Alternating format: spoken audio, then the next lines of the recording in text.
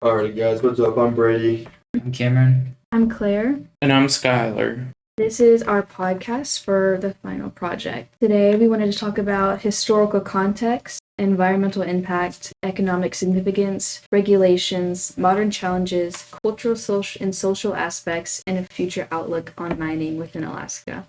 To start with, let's talk about historical context. Looking into the gold rush era, the Klondike and the Nome gold rushes brought thousands of prospectors to Alaska, driving economic growth and population expansion in the late 19th century. Looking at oil, the discovery of the Prudhoe Bay oil field in 1968 revolutionized Alaska's economy, making oil the state's primary revenue source. Historical mining and oil drilling often disrupted Alaska native communities, impacting their lands and traditional ways of life. All of this mining obviously has environmental impact. For instance, ecosystem disruption. Mining and drilling have led to habitat destruction, water contamination, and loss of biodiversity in Alaska's fragile ecosystems. Mining also affects climate change.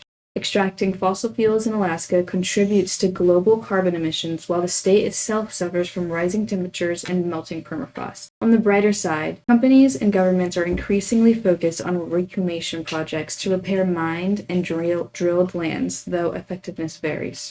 So, economic significance. Oil and gold revenue funds a significant portion of Alaska's state budget. Economic significance.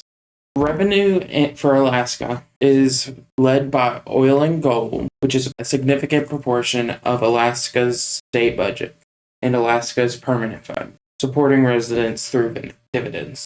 Mining and drilling for oil and gold in Alaska provides a lot of jobs for people who live in Alaska, giving them an income and keeping them living there. But mining for oil and gold in Alaska is one of the main jobs for people living in Alaska, because they needed people to do it. And mining and oil drilling provides jobs, but technical advancements are reducing the workforce demands in these industries.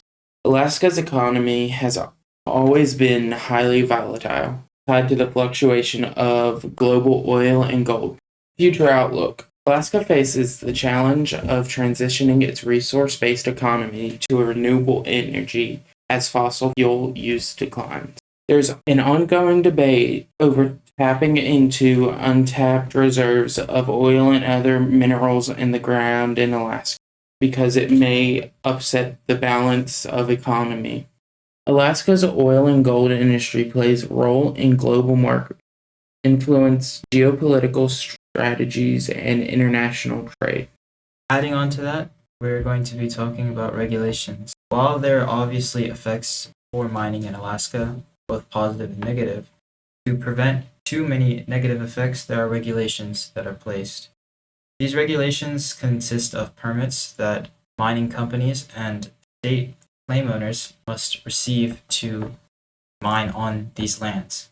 Permits and licenses are required by 12 state and federal agencies to conduct exploration or mining activities in the state of Alaska. State claim owners usually need a APMA permit to start mining into untapped areas, and these major projects can take from 2 to 3 years to get a permit. With mining and anything that comes with humans involved, there's a cultural and social aspect that deals with it. So oil mining in Alaska has direct benefits for citizens. Every single year, adult citizens get a stipend that is taken directly from the taxes on the oil. And those citizens receive money back in their tax returns. This is unique to Alaska, as Alaska is one of 13 states to mine oil in the United States, but it is the only one to give money directly back to its citizens.